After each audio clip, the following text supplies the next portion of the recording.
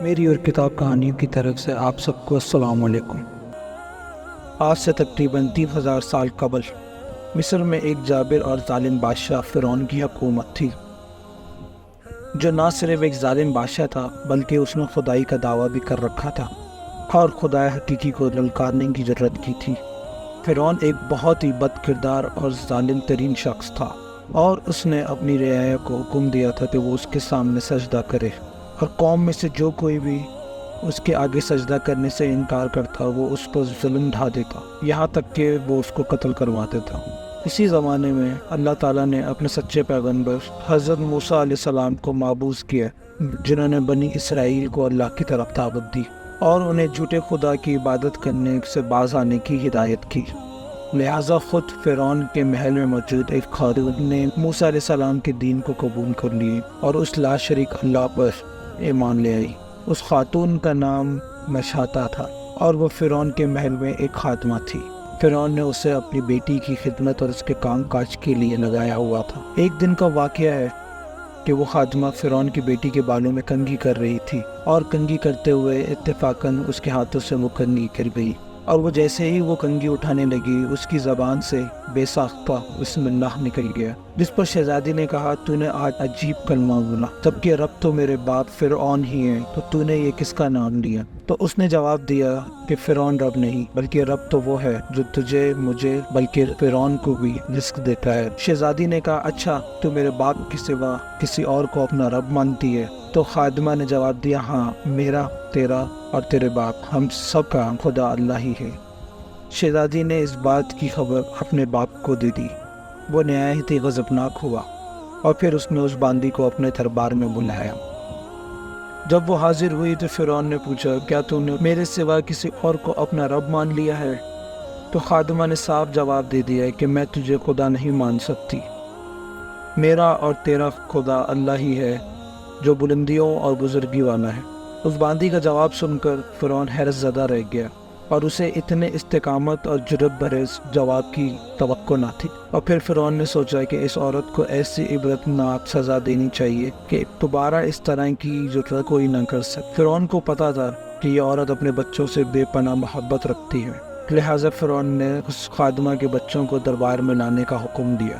اس کے بعد فرعون نے خادموں کو حکم دیا کہ ایک بڑی دیگ میں تیل کھولایا جائے۔ جب دیگ کھول گئی تو فرعون نے حکم دیا کہ اس عورت کے تمام بچوں کو ایک ایک کر کے اس دیگ میں ڈال دیا جائے۔ فرعون کا یہ حکم سنتے ہی اس عورت کی آنکھوں کے سامنے اندھیرا چھا گیا۔ خادمہ نے بہت ہی ہمت اور صبر سے کام لیا۔ سپاہیوں نے اس خادمہ کے ایک بچے کو پکڑا اور اسے گھسیٹتے ہوئے لے جانے لگے۔ وہ بچہ کبھی پکارتے ہوئے اپنی ماں سے مدد طلب کرتا تو کبھی سپاہیوں سے رحم کی بھیک مانگتا، اور کبھی فرعون کی طرف امید بھری نگاہوں سے دیکھتا۔ سپاہی اسے دھکیلتے اور گھسیٹتے ہوئے دیگ کے قریب لے گئے۔ خادمہ اپنے بچے کی طرف محبت بھری نظروں سے دیکھ رہی تھی اور اس سے الوداع کہہ رہی تھی۔ اس کے بعد کچھ ہی لمحوں میں کھولتی ہوئی دیگ میں اس خادمہ کے جگر کے ٹکڑے کو ڈال دیا گیا، اور کچھ ہی لمحے میں اس معصوم کی ہڈیاں تیل کے اوپر تیرنے لگی۔ فرعون نے اس عورت کی طرف دیکھا اور کہا کہ اب اپنے خدا کو چھوڑ دو اور مجھے رب مان لو۔ تو خاتون نے بہادری بھری نظروں سے فرعون کی طرف دیکھا اور اسے خدا تسلیم کرنے سے انکار کر دیا۔ فرعون اس ثابت قدمی اور دلیری کو دیکھ کے دنگ رہ گیا۔ تھوڑی ہی دیر میں اس کے باقی بچوں کو بھی کھولتے تیل میں ڈال کر ہلاک کر دیا، اور اب سپاہی اس خاتون کے سب سے چھوٹے بچے کی طرف بڑھے، جو کہ ایک شیرخوار اور معصوم بچہ تھا۔ جب سپاہیوں نے اس بچے کو چھینا تو بچے نے ایک زور کی چیخ ماری، جس سے ماں کا کلیجہ منہ کو آ گیا اور اسے زد نہ رہا۔ وہ زمین پر گر گئی اور زاروں قطار رونے لگی۔ وہ عظمت والا لا شریک خدا اس عورت پر گزرنے والی قیامت سے خوب واقف تھا، لہٰذا اللہ کی طرف سے ایک معجزہ ظاہر ہوا۔ وہ شیرخوار بچہ جو ابھی بول بھی نہ سکتا تھا، اس کی زبان میں بولنے کی قوت آ گئی۔ ہر بھری دربار میں وہ بچہ بول اٹھا، اے میری ماں، تو حق پر ہے، اور بے شک دنیا کی سزا آخرت کے عذاب کے مقابلے میں بہت ہی ہلکی ہے۔ فرعون کے دربار میں موجود لوگ اس بچے کی آواز سن کر حیرت زدہ رہ گئے، اور ان کے دلوں میں لگے کفر کے تالے پھر بھی نہ کھلے، اور کچھ ہی دیر میں اس بچے کو بھی دیگ میں ڈال دیا گیا۔ اور یہ بے خطا معصوم موت کے آغوش میں چلا گیا۔ اپنے تمام بچوں کو اپنی آنکھوں کے سامنے فرعون کے ظلم کی بھیٹ چڑھتے ہوئے دیکھنے کے بعد اس خادمہ کا دن پھٹ پڑا تھا۔ اگر وہ چاہتی تو اپنے معصوم بچوں کو اس دردناک موت سے بچا سکتی تھی۔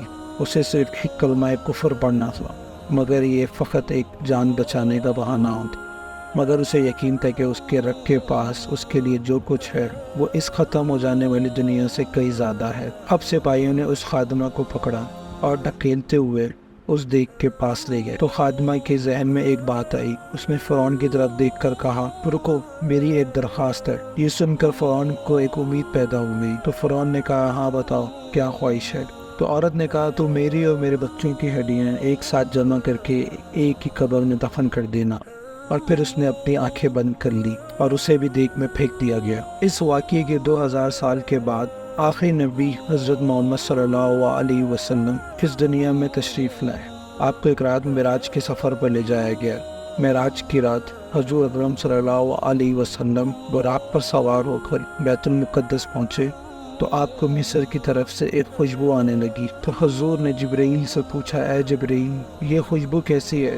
جبرائیل امین نے عرض کیا، یا رسول اللہ صلی اللہ علیہ وسلم، فرعون کی ایک باندی تھی جس نے ایمان کی خاطر اپنے اور اپنے بچوں کی جانوں کا سودا کیا تھا۔ اس کے اور اس کے بچوں کی ہڈیوں کو جہاں دفن کیا گیا تھا، جس دن انہیں دفن کیا گیا اس دن سے آج تک یہ خوشبو آ رہی ہے اور یہ قیامت تک آتی رہے گی۔ بے شک ہم بہت قسمت ہیں کہ اللہ نے ہمیں ایمان کی دولت سے نوازا، جس ایمان کو پانے کے لیے لوگوں نے اپنی جانیں قربان کر دی، جبکہ ہمیں بہت ہی آسانی سے یہ دین اور ایمان مل گیا ہے۔ اللہ تعالی ہم سب کو اپنے سامان میں رکھے اور ہمیں اپنے ایمان پہ قائم رکھے، آمین۔ مزید ویڈیوز کی اپڈیٹ کے لیے چینل کو سبسکرائب کریں اور بیل آئکن کو دبا دیں۔ Thank you.